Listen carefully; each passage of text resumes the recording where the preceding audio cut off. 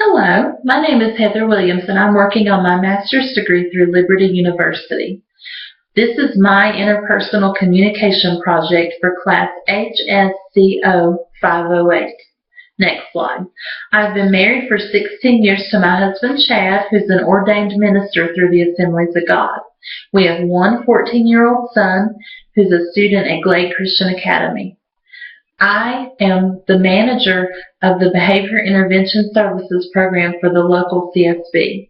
And I want to share with you briefly what this class has taught me about communication and what I plan to do to improve my communication skills. Next slide. First, I want to state the overarching goal that I've set for myself.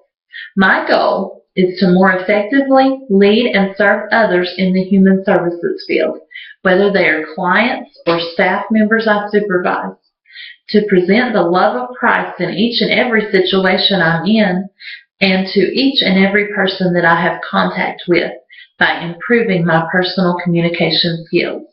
Next slide. Let's start with defining communication. Stewart defines communication as the continuous, complex, collaborative process of verbal and nonverbal meaning-making. My definition for communication is how effectively we speak to others as well as how effectively others listen to what we have to say.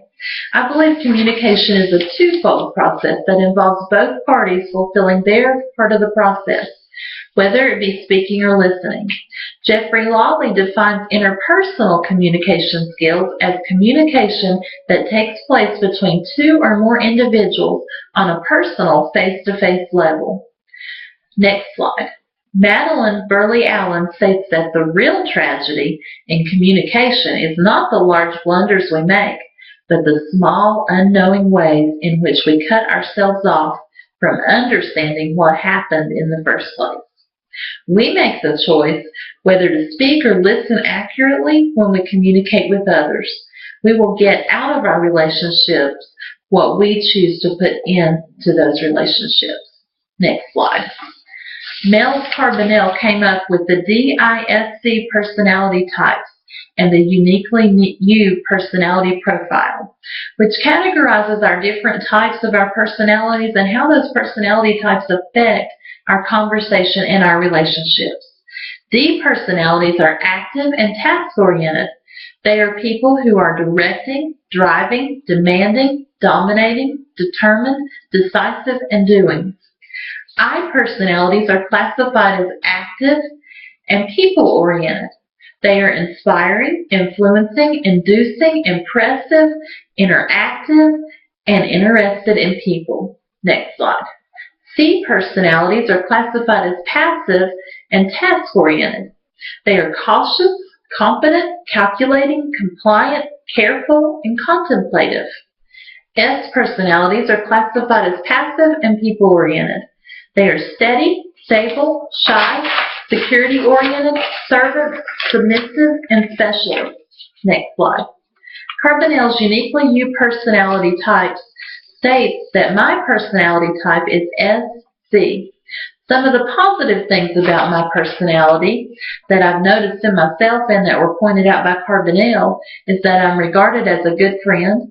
I'm viewed as laid back and calm. I'm good with individuals or groups of people, small groups of people. My passion is serving others, and I'm a great follower because I like to do what I'm told, and I like to do it accurately. I can handle conflicts well.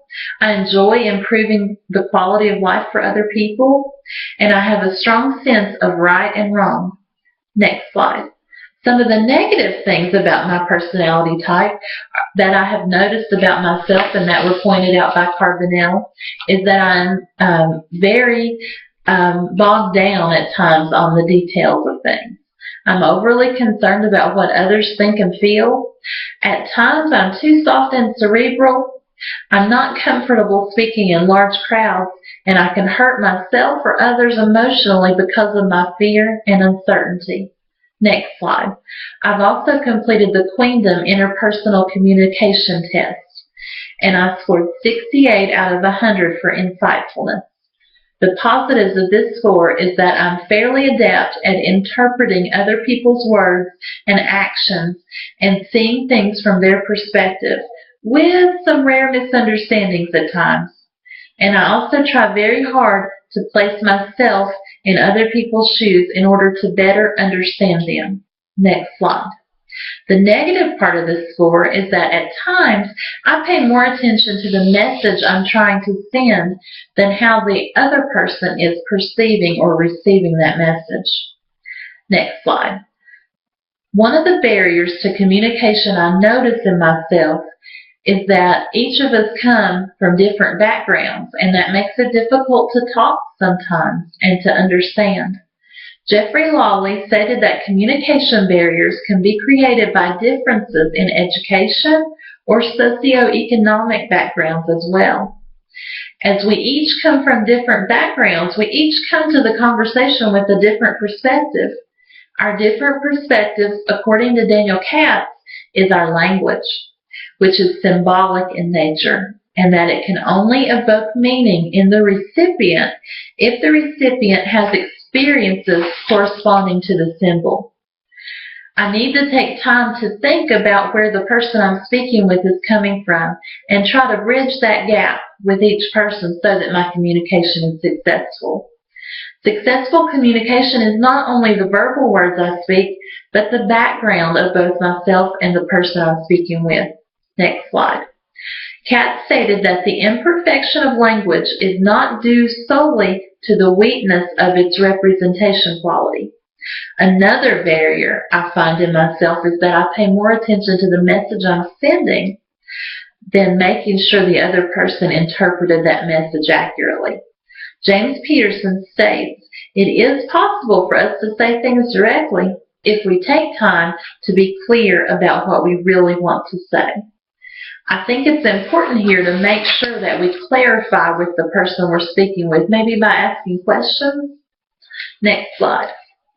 Noise pollution that affects our communication can be either internal or external. Internal noise pollution are the things that affect us as individuals, such as personality issues, emotions, and past hurtful experiences.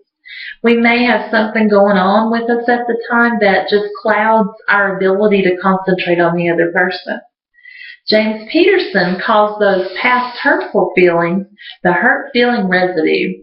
He discusses how our past experience bottles up inside of us at times and how those feelings can affect the way that we process information as we're communicating.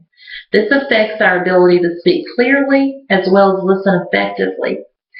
External noise pollution is anything that surrounds and distracts us while we're communicating. It can be as simple as our cell phones going off and causing us to lose what we were trying to say, or as complex as others talking or machine noises, noises that we can't control. We can correct our own external noise pollution by making sure that if we're in an important communication with another person, that we turn off the ringers on our cell phone. But other things that are external are out of our control. Next slide. As I'm going through this course and reflecting on the materials, I've come up with an action plan to improve my communication skills and to help me reach my overarching goal. My action plan is, first, to work towards making sure that I get the message I am trying to convey to the person that I'm having the conversation with by taking time to think before I speak and asking questions to determine that the listener heard me accurately. Next slide. My second part of the action plan is to improve my own listening skills by focusing on the person I'm listening to, tuning out my own internal noise pollution and any external noise pollution I have control over, and asking that person questions to make sure I heard what they were trying to say.